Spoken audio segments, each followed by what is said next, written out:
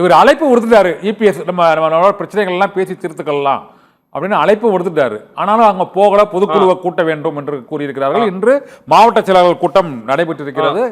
அது முடிந்தவுடன் பேசுவதற்கு பலர் அதிகாரபூர்வமாக பேசாவிட்டாலும் நாங்கள் பொதுக்குழு பற்றிலாம் பேசல, கட்சியோட ஒற்றுமை பற்றி தான் பேசியிருக்கோம் அப்படிங்கிறாங்க. அதனால ஒற்றுமை ஏற்படுமா சார்? ஒற்றுமை கூப்பிட்டாங்கல்ல, முதல்ல இருந்து கூப்பிட்டுட்டு தானே இருக்காங்க. இப்ப கூப்பிடுறாரு. எப்படின்னு கேட்டீங்கன்னா, இந்த கசாப் கடையில ஆடை வெட்ட போகும்பொழுது கழுத்துல கத்திய ரெடியா வச்சிருப்பான். முன்னாடி சரியா வரலன்னா கொஞ்சம் தழைய காமிப்பாங்க. தழைய காமிச்சு ஆடு கொஞ்சம் பக்குவமா வரட்டும் வெட்டிடலாம் அப்படின்னு. ஏங்க அங்க போய் டிஸ்குவாலிபிகேஷன் பண்றதுக்கு லெட்டரும் கொடுத்துட்டு இங்க வந்து வாங்க வாங்க பேசலாம், வாங்க எல்லாம் உட்காந்து பேசலாம்னா இது என்ன கண்ணன் தமாச்சா? இது எங்க உட்காந்து பேசுறது? அவங்கதான் கூப்பிட்டாச்சே, எவ்வளவு பேர் கூப்பிட்டாச்சே.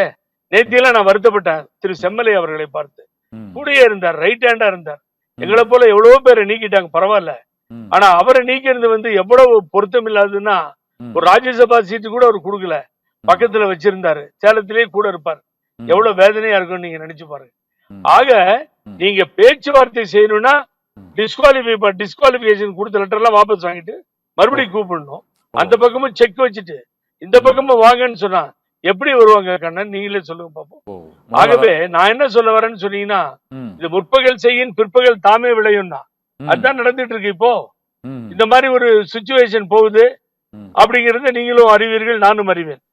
ஆகவே ஆரம்ப காலத்திலிருந்து எவ்வளவு சொன்னோம், ஒற்றுமையா போலாங்க, தகராறு வேணாம், கட்சி போயிடும். இன்னைக்குதான் சி வி சண்முகம் சொல்றாரு, இன்னைக்குதான் வேலுமணி சொல்றாரு. எத்தனை பேரை இழந்து விட்டோம்? நூற்றுக்கணக்கானவர்களை இழந்தோம். பாதி பேர் திமுக போயிட்டாங்க, இப்போ தாவேகாவுக்கு போயிட்டே இருக்காங்க.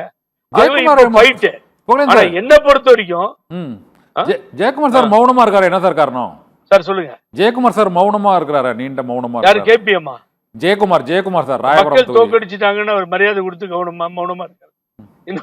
இன்னொரு 6 மாசம் வரைக்கும் இந்த ஆட்சிக்கு டிஸ்டர்ப் பண்ணக்கூடாதுன்னு நல்ல எண்ணத்துல மௌனமா இருக்காரா என்னவோ தெரியல. எது எடுபடுன்னு பாக்குறாரா என்னவோ தெரியல. அவர் பார்க்காத லீடர் இல்ல, அவர் போகாத இடம் இல்ல. ஆகவே ஒரு மௌனமா இருக்கிற ரொம்ப சீரியஸா நீங்க எடுத்துக்காதீங்க. அதை விட்டுருங்க. இப்ப பிரச்சனை அது இல்ல உங்களுக்கு. இப்ப பிரச்சனை என்னன்னு கேட்டீங்கன்னா, பொதுக்குழு கூட்டப்படும். 1/5 போதும் கண்ணன். ஒரு 3000 பேர்னா அதுல எவ்வளவு? 1/5னா ஒரு 600. பட் 1000 மெம்பர்ஸ் சைனை வாங்கிட்டாங்க. பொதுக்குழுவை கூட்டினால் பொதுக்குழு ஹேவிங் எல்லா பவரும் இருக்கு பொதுக்குழு. இவங்க தானே நான் போட்ட கேஸ் டெல்லி வரைக்கும் போன அலைஞ்ச.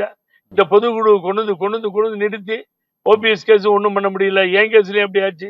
அவர் சூரியமூர்த்தி போட்டார், அந்த கேஸ்லயும் பொதுக்குழுவை கூட்ட முடியுமா சார்? பொதுக்குழுவை கூட்ட முடியுமா? அவைத்தலைவர் தான் பொதுக்குழுவை கூட்டணும். அவர் தமிழ் மக்கள் ஹுசேன் இபிஎஸ் அணியில இருக்கிறாரு. இன்னைக்கு மாவட்ட செயலாளர் கூட்டத்தில் கலந்துக்கிறாரு. இப்போ இவங்களால கூட்ட முடியுமா சார்? இப்போ நேரா இல்ல தேவையில்லை. நீங்க வந்து நான் சொல்றேன் அந்த ரூல் என்ன, விதி என்னன்னு சொல்றேன். உங்களுக்கு தெரிஞ்சுக்கணும். பொதுவான விதி தான், தலைவர் கொண்டு வந்த விதி. நீங்க அதுல வந்து 1/5 இருந்தா போதும். பொதுக்குழுக்கு எடப்பாடி பழனிசாமி கையில தான் நீங்க லெட்டர் கொடுக்கணும். நீங்க முடிவெடுத்து இது மாதிரி இவ்வளவு பேர் சைன் பண்ணிருக்கோம், பொதுக்குழு கூட்டுங்கன்னு சொல்லணும். அவர் கூட்டலன்னு சொன்னா நம்மளே கூட்டிக்கலாம். அதுக்கு அப்ப அவைத்தலைவர்ன்றது நீங்களே ஏற்பாடு பண்ணி உட்கார வைக்க வேண்டியதான் ஒருத்தரை. அதுதான் செய்ய முடியுமே தவிர வேற ஒண்ணும் நீங்க அதுல டிஃபரெண்டா செய்ய முடியாது. அது நீங்களே உருவாக்கி கொள்ளலாம். அவர் ஒத்து வரலனா, சப்போஸ் நீ கொடுத்த லெட்டரை பழனிசாமி வாங்கிட்டு ஓகே பொதுக்குழு கூட்டலன்னா உங்களால ஒண்ணும் பண்ண முடியாது. இப்பதான் நிலைமை. ஆகவே பொதுக்குழு கூட்டுவதிலே அவர்கள் கவனமா இருக்காங்க. அவங்களும் சாதாரணமா இல்ல, இந்த பக்கம் பேசிட்டு அந்த வேலையை பாக்குறாங்க. ஆகவே இருவரும் கட்சி மீது நம்பிக்கை. கையெழுத்து வாங்கியாச்சு. 1000 பேருக்கு கையெழுத்து வாங்கதா சொல்றாரு சார் சி வி சண்முகம். 1000 பேருக்கு பொதுக்குழு கூட்டம் கையெழுத்து வாங்கதா சொல்லிட்டாரு. இன்னும் அடுத்து என்ன பொதுக்குழு கூட்டத்துக்கு அடுத்த நடைமுறைகள் என்ன சார்? கரெக்ட். அடுத்தது பொதுக்குழு கூடும். பொதுக்குழுக்கு லெட்டர் கொடுக்கணும். யாருக்கு? பழனிசாமிக்கு. அவர் தான் கூட்டணும். அவர் கூட்டலனா 1 மாசம் டைம் எடுக்கணும். அதுக்கு பின்னாடி நீங்களே பொதுக்குழுவை கூட்டிக்கலாம். பொதுக்குழுவை கூட்டி அவர் எடுக்கிறதுனா எடுக்கலாம், என்ன முடிவு வேணாலும் நீங்க எடுக்கலாம். அதை எதிர்த்து இனிமேல் எலெக்ஷன் கமிஷன் போவாங்க, அப்புறமா கோர்ட்டுக்கு போவாங்க. நாங்க ஆரம்பத்தில் பண்ணதெல்லாம் அவங்க பண்ணுவாங்க. ஏல ஆரம்பிச்சு மறுபடியும் அது ஆரம்பம் போய்கிட்டே இருக்கும். இதுக்கு நடுவில் கோர்ட் ஸ்டே கொடுக்கலாம். ஆகவே 2-1 எப்படியாவது முதலமைச்சராக வேண்டும் திமுக துணையோடு என்று அவர் முயற்சி செய்தார் என்கிறார்கள். அது தவறு. ஆனா இப்ப இவர்கள் இந்த வேலுமணி இந்த குரூப்பும் சரி உள்ள அமைச்சராக கூடாது. ம். இந்த விஜய் அவர்களுடைய கட்சியில் தாவேகாவில் இவர்கள் அமைச்சராக முயற்சிக்க கூடாது.